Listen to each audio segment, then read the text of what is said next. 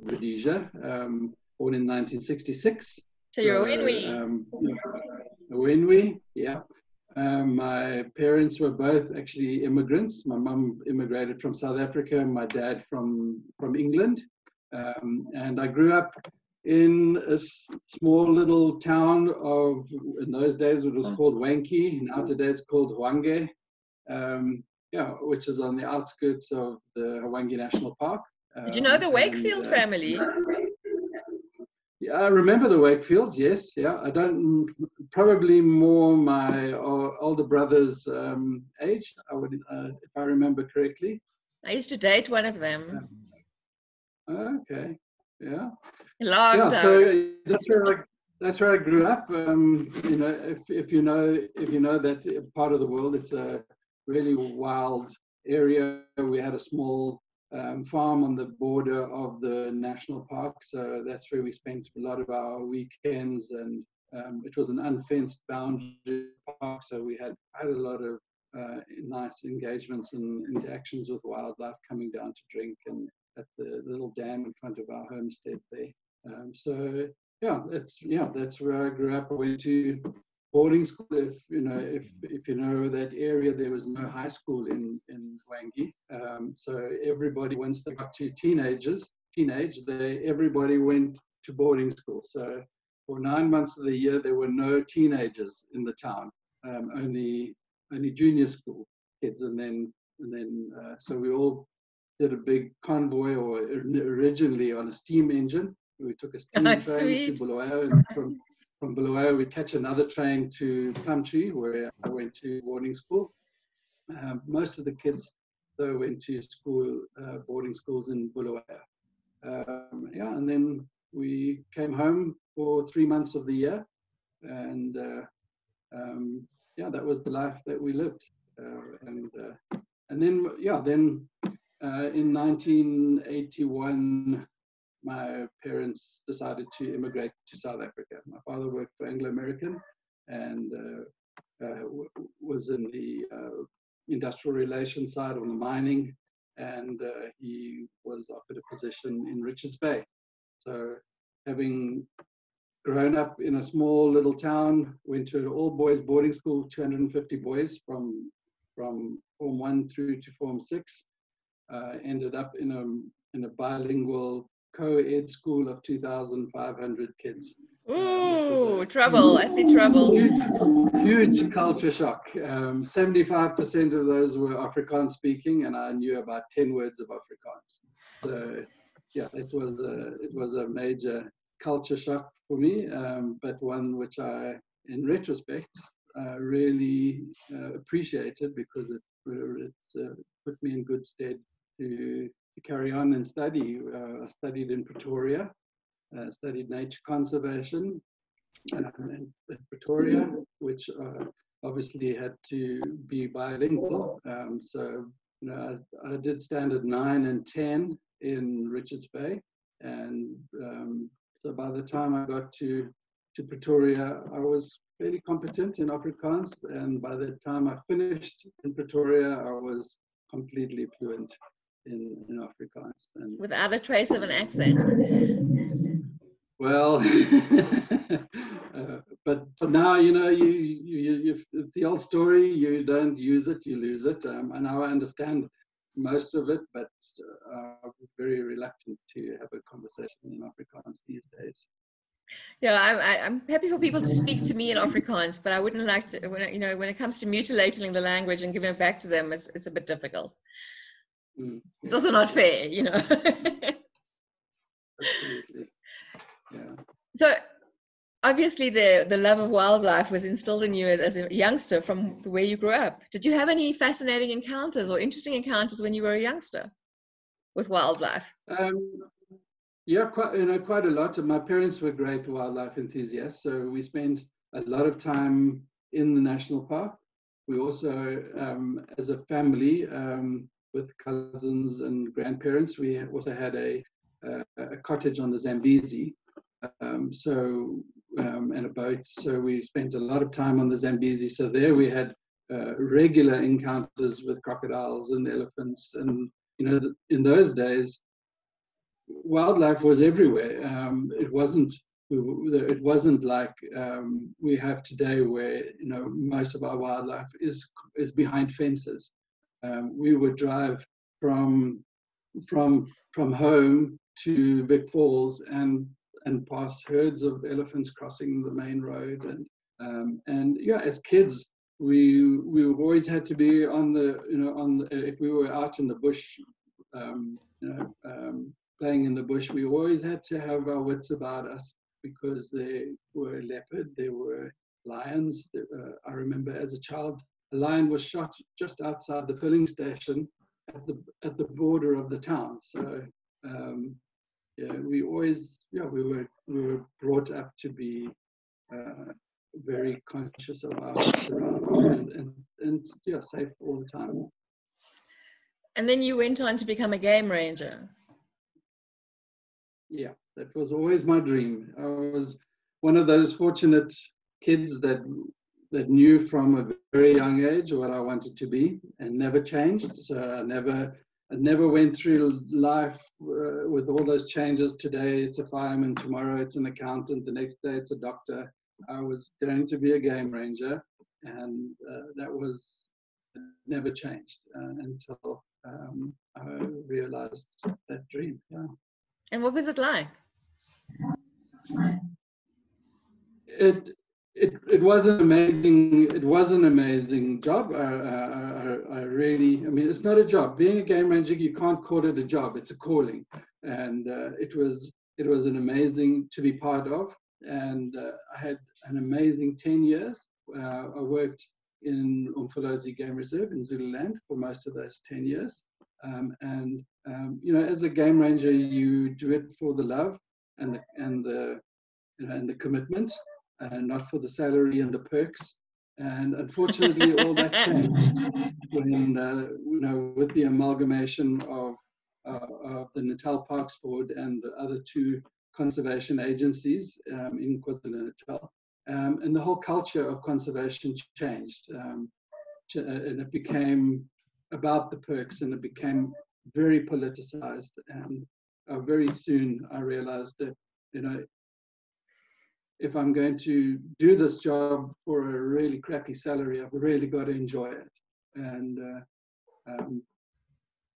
yeah, unfortunately, we got bogged down in politics and labor issues and power struggles between various elements within the organization. And I decided that was enough. It had fantastic 11 years, and it was time to call it quits and pursue conservation in a different form. It was never that I lost the vision, or I lost the love of conservation. It was just I had to change a course, and get the fulfillment that I needed out of my day-to-day commitment. So what did you do? So it was then when I started African Insights. So I've got a very limited CV when it comes to a career. I worked for 11 years for one company, and then I started my own company 24 years ago, and here I am. So yeah, the CV is very short. Okay, well, thanks for chatting. It's been really nice. Have a nice evening. We've only got another 46 minutes to fill, okay? But those 24 years, it has been an incredible journey, being involved in education, and yeah, that's really, having worked for 11 years, where I was at the sort of cold face of conservation, the anti-poaching and the wildlife management side of it, and now to be involved more in the education side, but having had that experience and being able to impart that experience to the students that we deal with I don't think we would have actually achieved what we've managed to achieve without having had those 10 years, 11 years in Umfolozi Game Reserve, where our grounding came from. Yeah, you need that. Life is like that. You need to actually go through there's a bit of an echo. Can you hear it? You have to go through the process before you can get to the next stage. So, I mean, I think that's very much what life is about. And, you know, things happen, that old story, things happen for a reason. And you've got to stay in the one place until you actually, you know, until the direction eases you on into the next place. I don't know if I'm making sense. I'm a bit of a... Yeah. Tell us a little bit about African Insight. We need to take a few steps back. Okay. Tell us what it is you actually do. Okay, so what we actually do is our core business is providing academic field trips to universities and colleges, mostly in the UK, but we do have some groups from the United States, and we are hoping to grow into other markets. But the UK is our primary market, and we offer a field trip to colleges and universities that are offering courses in what would be conservation, could be animal management, animal behavior, ecology, any of those environmentally based subjects. And that's what we do. So when we get contacted by a client, we will then discuss what their curriculum is and what they would like to get out of a field trip. What do they want to expose their students to? Where are the gaps that they want to try and fill? The opportunity of coming out to South Africa. And yeah, so we start a process. It takes anything from 18 months to 12 months to get that first field trip off the ground, with lots of consultations and lots of ideas going backwards and forwards, and obviously fitting in with a budget and all that kind of stuff. So that's what we do, and making sure that we have a very clear indication from them of what their learning outcomes are. What made you realize that there was a gap in the market for this kind of program? When I left the Parks Board and started the business, it wasn't specifically, I knew I wanted to do something in it, working with the youth and working in conservation and wildlife, in education. But it actually only came to me really by accident when our very first client, Canterbury College, actually contacted Natal Parks Board, and Maureen Edgway, the lecturer, asked Natal Parks Board, would they be able to put together a field trip for her students? And they said, no, we can't do that. It's not our remit, but we know exactly the right person who can do this for you.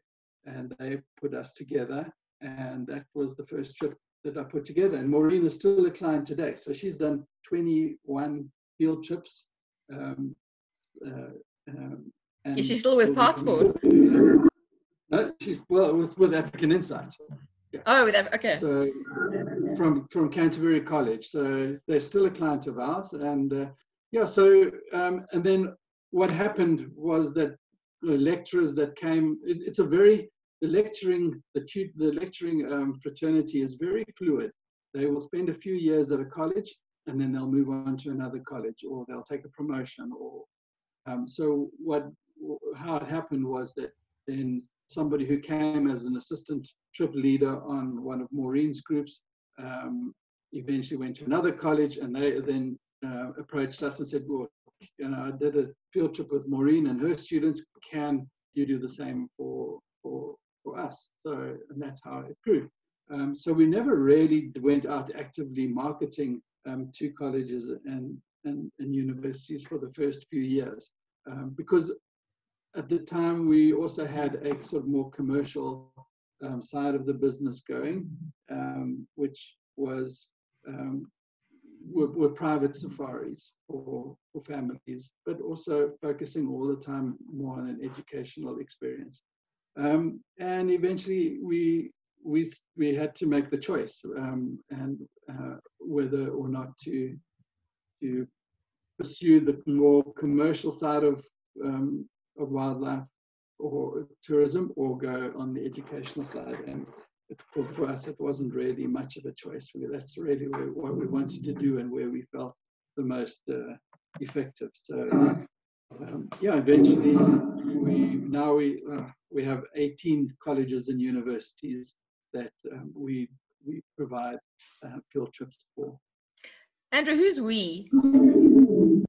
We is my team. Yeah, my team that helps me in the venture. Susie is my wife, and she's a partner in the business. She handles all the accounting and the bookkeeping side of things. Initially, in the beginning, her and I actually led the trips together. She would handle the catering and the logistics, and I would do the actual facilitation. And then over time, we've been very fortunate to be able to grow the business to the point where we now employ people in the field to handle the catering, and we employ full-time facilitators that go out with the groups. And today we also have our own camp on Pongola Game Reserve in Zululand. We together with the landowner, we've developed a camp, and that's kind of now our base of operations. We have our equipment up there. We have vehicles and a team of people that don't live on the reserve, but when we've got groups, obviously we are on the reserve full time. And yeah, so it's moved now to the point where Susie doesn't go out into the field at all. I mean, she's got two bookkeepers that help her on the accounting side, on the logistical side, and I go into the field and meet every group in the field, and we'll do some of the facilitation. But I have a team of facilitators who are much actually better than I am now. I believe they have reached the point where I am no longer that essential to the facilitation. Oh, it's sad that, isn't it? Can we focus on the catering for a second here? Because coming from a catering background, I have to tell you that I did an overland trip, I think for like about 2 weeks, and the catering was appalling. In fact, I actually said to the tour guide, do you mind if I take over the catering? Because the lady, she mixed bully beef with creamed sweet corn, and like there was nothing fresh to eat. Like, she wouldn't pop into a shop and buy like a fresh tomato or a head of lettuce or anything. It was absolutely appalling. So what kind of catering? And now I'm a vegetarian, which would make it even worse. What sort of catering do you guys actually offer? Yeah, so food is really important. It's the one area where one cannot afford to compromise, because you can provide the best education and the best experiences, the best wildlife sightings that you can have. But if the food is not up to scratch, if the students are hungry, or if they don't like the food, well, at the end of the day, you can destroy any good that you build up. So yeah, we're very particular about the catering, and yeah, we are able to, and we cater for the numerous allergies. It's unbelievable how many allergies. You'll never get a group where you don't have at least one vegan and half a dozen vegetarians and a lactose intolerant, and it just carries on. I mean, these are common every group has at least 4 or 5 different menus that you have to juggle. And yeah, so we have a good menu, which we actually we start off the day with a cold breakfast. So the students wake up and they come through, and there's coffee, tea. There are either muffins or rusks available. And is there condensed milk? No condensed milk. Oh dear. No. This is not camping, really. So and fresh fruit. So they have that. That's their sort of cold breakfast. Then we go out into the field for 3 hours. That's our first session is a 3-hour session, and the students will go out and do various activities, and they'll come back to a cooked breakfast. And the cooked breakfast will be bacon and eggs and tomato and toast, or if you're a vegetarian, it'll be a vegetarian option. I can't think off the top of my head. No, it's fine. You don't have to. But then they have a cooked breakfast, and then after breakfast we'll have another 3-hour session, and then it's back for lunch. And lunch would be make yourself a wrap. So we'll put out all the various components of a wrap, and then the students will make their own wrap, or it will be maybe a pasta dish or something like that. And then again, dinner every night is a cooked hot meal with dessert. So we try and bring in traditional things. But, obviously, with the dinners, we do like to bring in some traditional Zulu elements because of the culture, and the cultural element is part of every program that we run. So they will get an opportunity to try sampan beans, and they will get some traditional jeke, which is a mealy bread because our cook is a Zulu lady from the community. So she will cook some of the traditional stuff and it always goes down very well. The students love it. So what are the sort of topics and things that you cover?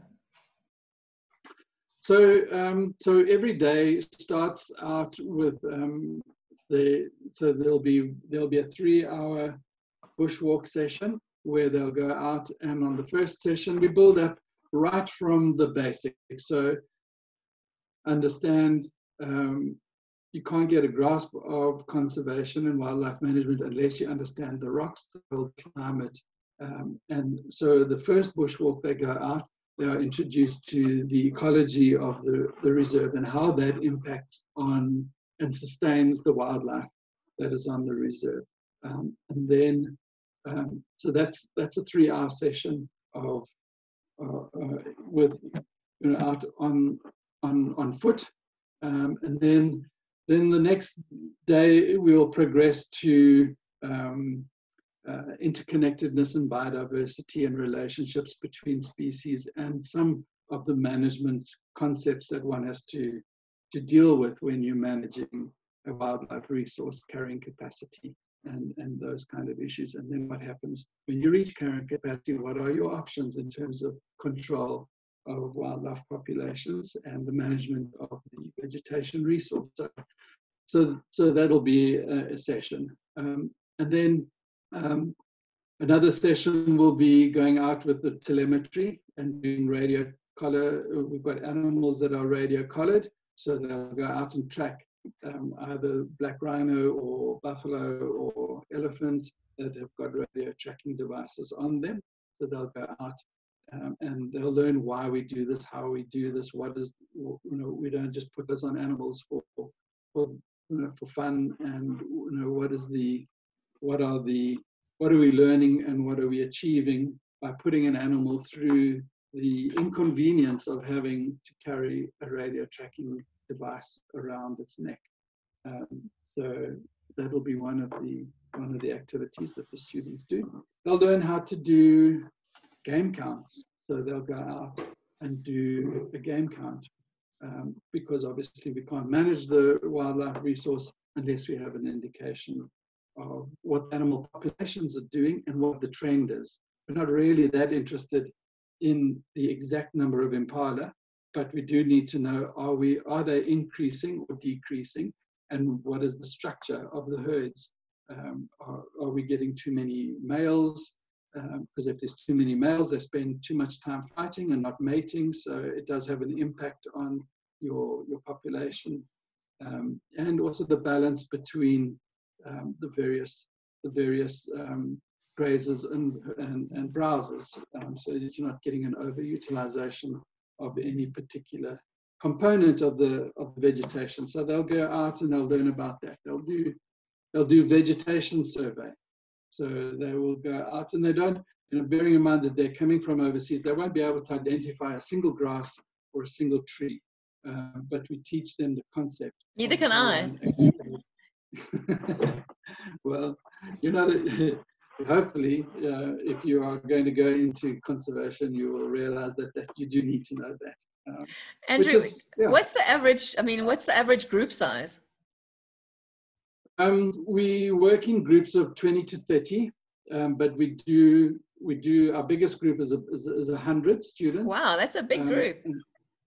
But we only have 30 in one place, and those 30 are then divided up into 3 smaller groups. So we're only working with 10 students per facilitator. So when we have a group of 100, we will send maybe a group of 30 to Kruger Park for the. So we'll have an itinerary where we can rotate the students through various venues. Over what time period? So they usually are between 10 and 14 days. So our main areas that we operate in are Kruger, Pongola, and Cozy Bay. And the age groups of the students? So if they are university students, college students could be from 16 to 18. And then university students are anything from 18 to, we have students in their 40s. But average, we're looking at between sort of 16 and 20, early 20s. And mostly girls, interestingly enough. That's one of the big changes. When I studied wildlife management conservation, it was a male-dominated career. Choice, and today it's mostly women that are going into wildlife and environmental studies. That's because women should run the world. Well, the problem is, unfortunately, they are badly paid jobs, and most men feel they need to become an engineer or an accountant or something that can bring home the money to put the kids and keep them in a good life. And unfortunately, so conservation almost becoming the second income for a family unit. Do any of the South African varsities or colleges come on board with you, or is it merely overseas? Only overseas.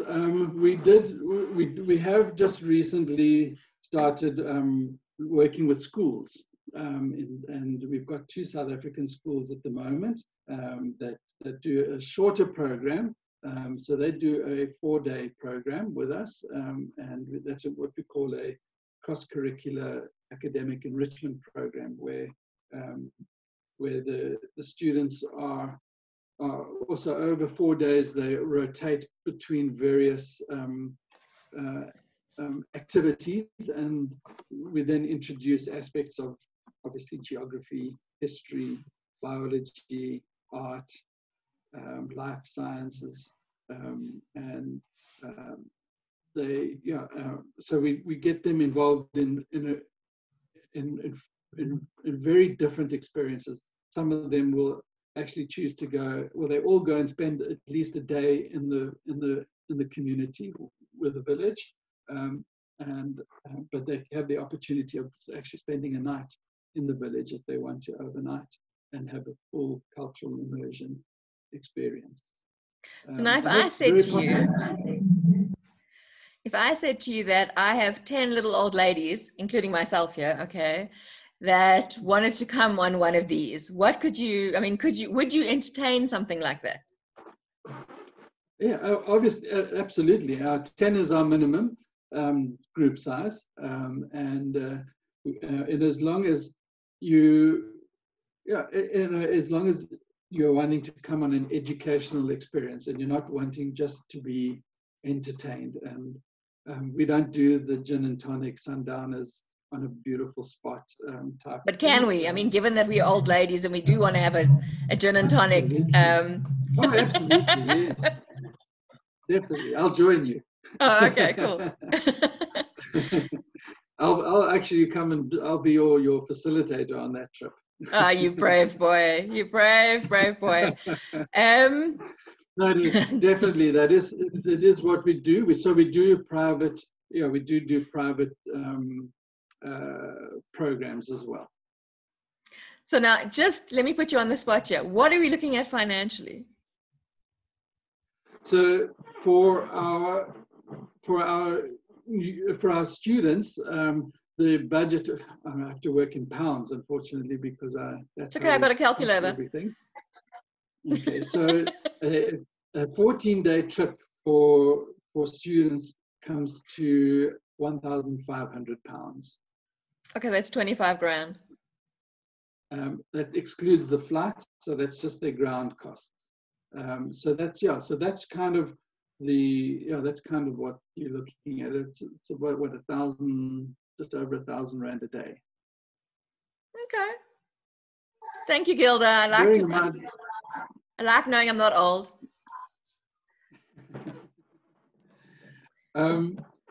Yeah. So the I forgot what I was going to say. Ask me a question. Ask you a question. Well, I know. Sorry, it was a curveball that I threw at you because the idea, it's like sitting listening to you, and I'm thinking, shit, why should students only have this opportunity to walk in the bush and get taught about stuff? Because the rest of us haven't been exposed to that either. I mean, it's all very well going to Kruger and driving around in your car, or going somewhere else and driving around in your car, but to actually walk through the bush and to be, educated by a game ranger or facilitator or whatever you want to call them at this point, it would be, really fascinating. And then do we sleep in like a dormitory style? Because I snore. No, our camp is it's 2-man tents. Each tent has got it's a dome tent, and they are 2.5 meters by 2.5 meters. They've got 2 beds in. But we don't have 2 groups in the camp at the same time, so you can each have your own tent to snore in. And they've got beds, they've got duvets, they've got electricity, a bedside table. Bathroom. The bathrooms are communal, so we've got a bathroom block of 5 showers and 5 loos. So, do they have doors? Because I remember when I went to Feld School, there were no doors on the toilets and the showers. Yeah, they do have doors. Can get changed in privacy. You don't have to shower with your cozy on. Just with your flip-flops. Yeah. Yeah, it's a lovely camp. Our camp really it's an exquisite camp, designed specifically for our purposes in mind. We have had the opportunity of developing our original camp on a community-owned game reserve, where we built a camp from scratch, and were there on a contract. We had a 5-year lease there, and when that lease ended, we then were able to use what we learned in those 5 years to build another camp, and we changed it quite considerably when we built our current camp. So you learned from the experience. We learned from our experience. In the beginning, we thought that everybody would like to be far apart and enjoy peace and quiet and exclusivity. But actually, what we discovered was that was a little bit too frightening for the average student coming out from overseas, and they actually prefer to be closer together. So what we thought was this beautiful aesthetic camp situated and spread out over quite a distance. Our new camp is much more condensed, which makes it for us so much easier to maintain and keep neat and tidy. And what about security, Andrew? Security, that's quite a broad topic. I mean, that's one of our big issues, is obviously the whole health and safety component, from the time they arrive at the airport to the time we drop them back at the airport. So it's what we have perfected over the last 24 years, is our health and safety systems. And I've actually just finished writing a book, which will hopefully be published in the next month or so, on how to plan. It's a complete guide to planning a South African field trip, which I wrote now whilst we are now in lockdown, because we suddenly, I felt I've got time. What can I do to? And your entire income dried up.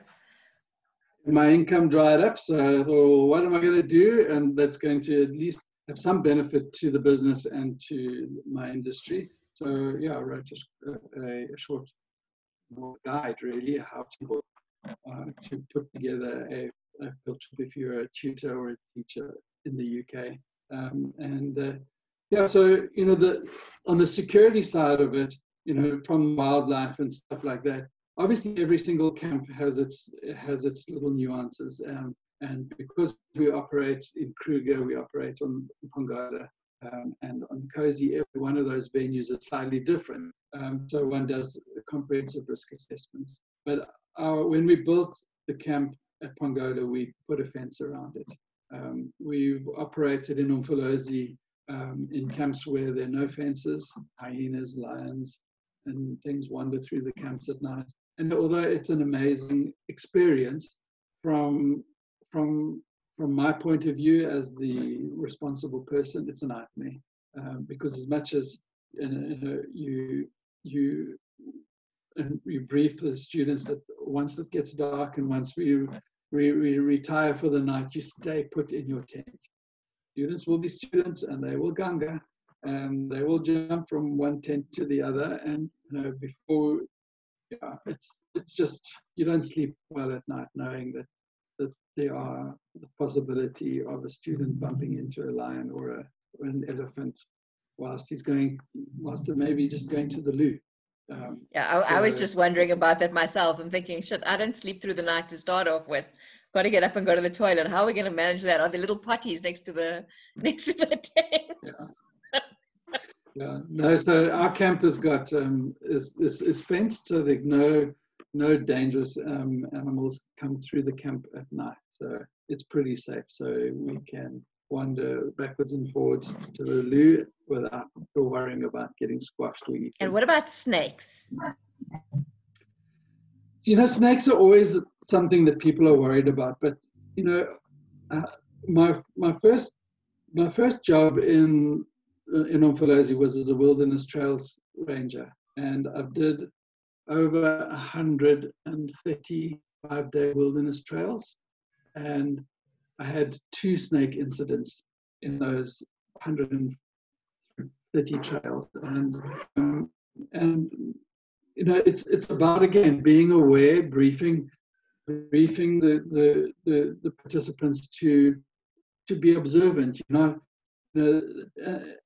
and it's all about preparing the students in this case properly, making sure that they understand that they're not at home, and there are snakes, spiders, scorpions around, and they've got to look out for them.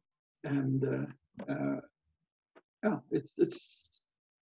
we see snakes and scorpions, and we actually go hunting scorpions with an ultraviolet light at night. So we take the night and we go hunting scorpions, and if you shine an ultraviolet light on a scorpion, it's fluoresces, so you suddenly see just how many scorpions there are out there that you otherwise would be completely oblivious of and quite happy in your ignorance. Yeah, I was in Arizona, and I went to put my boot on, and my brother said to me, "Shake your shoes out first." And I said, "Okay, fine." But then I went into my suitcase, and I said to him, "There's something moving in my suitcase," and there was a scorpion. So I mean, it wasn't in the boot; it was in this. It was even worse in my suitcase. Rude. Yeah. No, so it's part of our briefing. You know, the tents are completely secure. So we obviously make sure that the students understand that they can't take any food into their tents, because you take food, it attracts insects. Insects attract rats. Rats attract snakes. So, you know, by keeping, and we provide alternative lockers where the students can put their whatever snacks they've brought with them. They can put them there, and they don't take any food back to their tents. And in that way, the tents are, and the tents all have zips, which are closed. If you're not in your tent, your zip is closed. And if your zip is closed, nothing can get into your tent. So if you maintain the discipline, you can get into your bed knowing that there will be no scorpion, there will be no snake in your bed. And yeah, it is also knocking your shoes out. Never put your foot straight into your shoe. If you've kept your bag outside your tent, you don't leave your bag open, because something can crawl in. Something will crawl inside it. Yeah. Everything that's left outside must be zipped, or it must be hung up somewhere where it can't be. It's not accessible to snakes and scorpions crawling into. In your 24 years, well, in your 10 years, I should say, as a game ranger, what did you have any kind of fantastic encounters with animals that stand out? Oh, many. You know, Umfolozi Game Reserve in the wilderness of Umfolozi is an amazing place. It's probably the most amazing wildlife experience that you can have. And you know, so the encounters that we've had with rhino, for instance, white rhino. Umfolozi's got 1,800 white rhinos. So I always said to my guests, if we go on this wilderness trail and we don't see a white rhino, I'll give you your money back. And we could have easily 20 white rhino encounters in a day. And amazing things. And we've witnessed rhinos fighting and falling off a cliff. Two rhinos in the midst of a fight, both of them fell off a cliff and died, fell into the river and died. Oh, that's tragic. That's tragic, but incredible. Just and small things as well. That's the nice thing about being in nature on foot, is that it's not only the big things, it's the little things. Watching a wasp, a hunting wasp, go and grab a caterpillar and take it back to its burrow, dig out a burrow, stick it in, lay an egg, close it up, and being able to sort of sit and watch that whole process. It's like having your own sort of National Geographic experience in the bush. Have you got kids? Are they involved in your business at all? No, Susie and I are non-breeders. So we made the decision early on in our lives that there are enough kids in this world. We don't need to add any more to the population, and we have enough kids in our lives. Over 12,000 so far that we've passed through our lives. So that's a lot of kids' lives to have had an impact on. It is, and obviously some of them have been substantial. Quite a lot of those kids ended up following a full-time career in conservation and working for, students that have been through our programs now working in Kruger, working for Africa Parks, working in Malawi, Congo, and also obviously many of them working overseas. So it's great. It's great to have had that opportunity to input into their lives and get those careers on track. I have to ask you about the picture behind you. That's a painting, isn't it? It's actually a photograph that's been printed to look like an oil painting. Okay. Yeah. Because I mean, I thought, shit, it's a beautiful painting, but okay. Is it one of yours?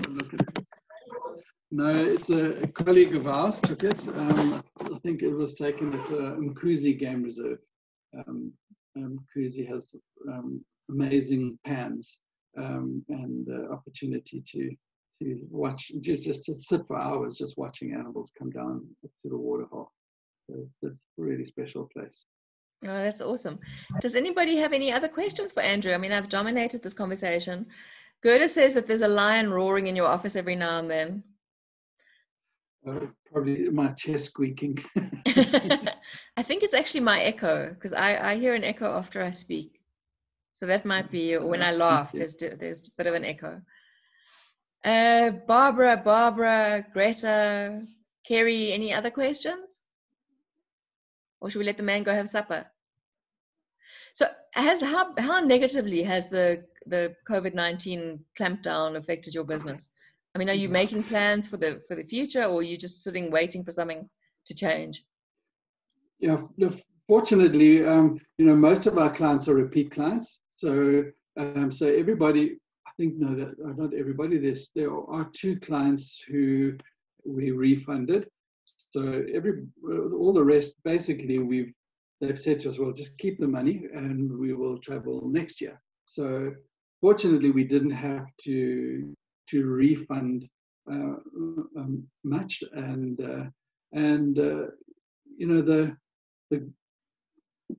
the beauty of our business is that we know well in advance what business we're likely to get. So we've been able to talk to the bank, and the bank has been fantastic.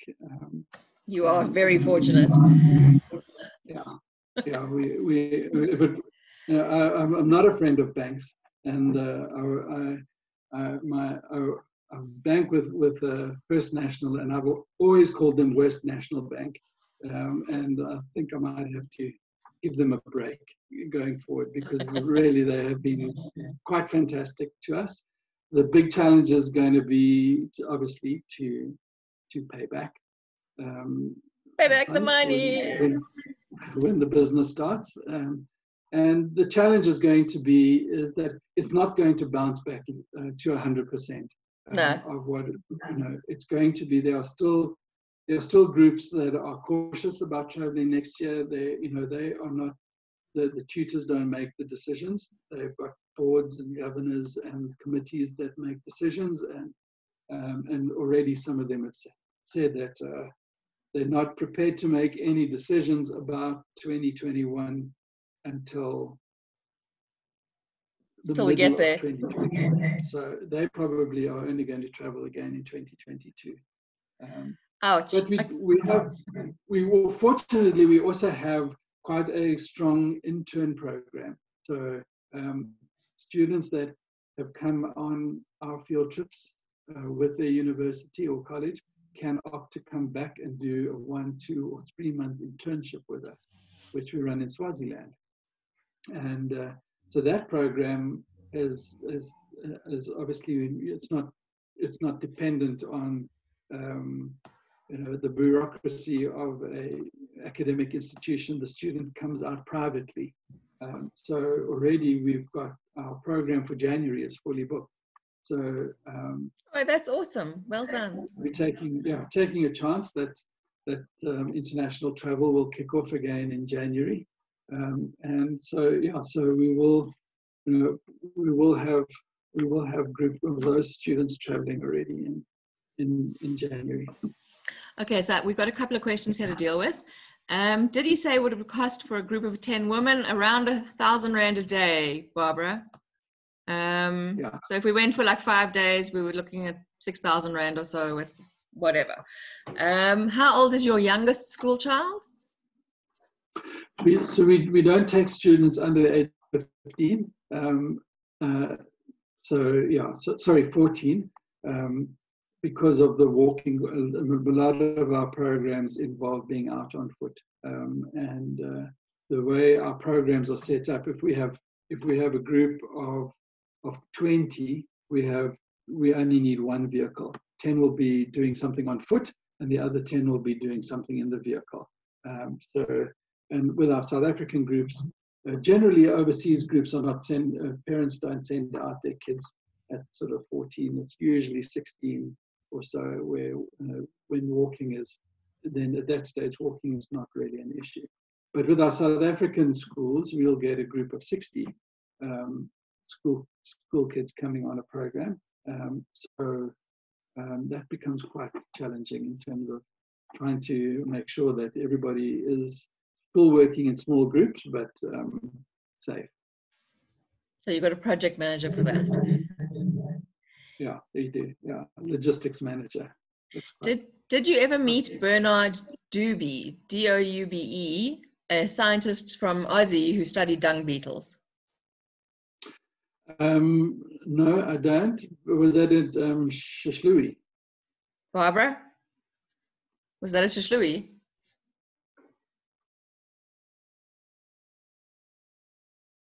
Okay, we'll wait for that. Yeah, because there were quite a lot of Aussie researchers that were based at Shishlewi doing Mkuzi. Okay, no, so I never actually worked in Mkuzi. I only worked in Shishlewi and Umfolozi. We only started taking groups to Mkuzi after I left Oxford. Any frightening lion encounters, and then I'm going to let you go. Quite a few. So my most memorable ones are when on a wilderness trail with a group of guests coming up to a view site overlooking the Black Umfolozi River. And as we came up onto the view site, so there was a pride of lions already sitting on the rocks where we were planning to sit and admire the view and watch the sunset. So the lions had a cliff behind them and us in front of them. So we were directly within their flight path. So they had cubs with them at the same time. So we got charged, and fortunately we stood our ground. Nobody ran. Running would be fatal. Predator. To coin a phrase, yes. Yeah.